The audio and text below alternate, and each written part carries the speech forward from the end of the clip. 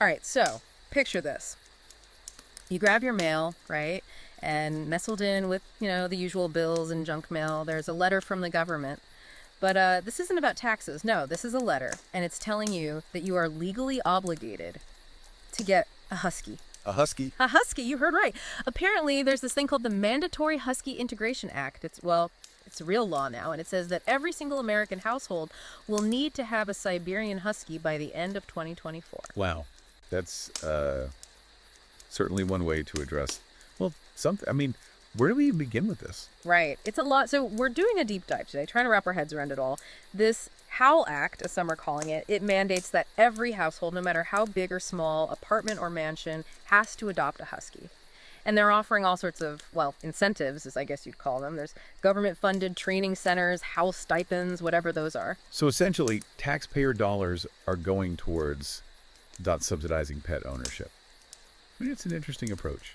Interesting is one word for it. And it gets even wilder. They're even talking about installing snow machines in warmer states, to keep the huskies comfy. Right, because huskies in Florida natural fit. Exactly. So they're going all in on this. But the real question is, why huskies of all the breeds out there? Well, the legislation cites this study by Dr. Elena Rodriguez, claims husky ownership specifically increases empathy, boosts civic engagement, and leads to greater overall life satisfaction. They're even calling it the Department of Canine Social Enhancement. The Department of what now? That's a thing. Apparently so.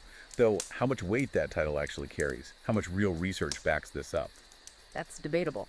There's also this comparison being drawn to Finland, to their Nordic model. They tout how Finland has 60% less seasonal depression, 35% less social media addiction. Right, I've heard about that. They're attributing it to all the huskies in Finland. Exactly.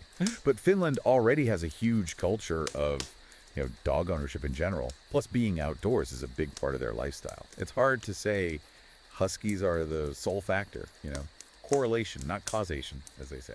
It does make you wonder, but even if there are benefits, there's got to be logistical nightmares with this whole thing. Oh, absolutely. Sharon Martinez, she's a representative from Campo that's Citizens Against Mandatory Pet Ownership.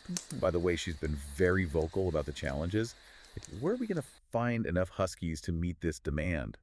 What about people in tiny apartments, folks who are unable to care for such an active breed?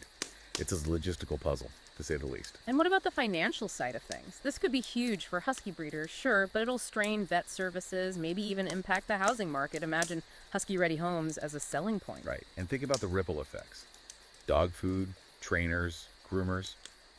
Entire industries would change overnight.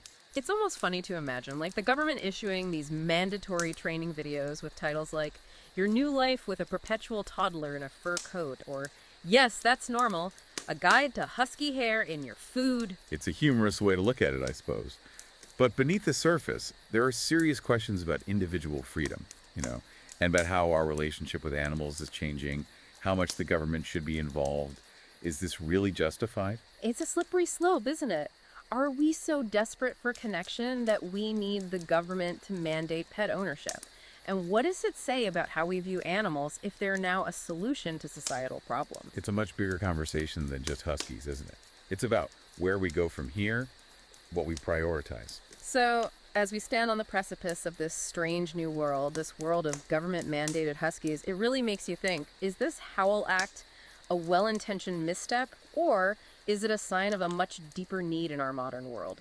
Something to ponder maybe on your next walk, with or without a husky, for now at least.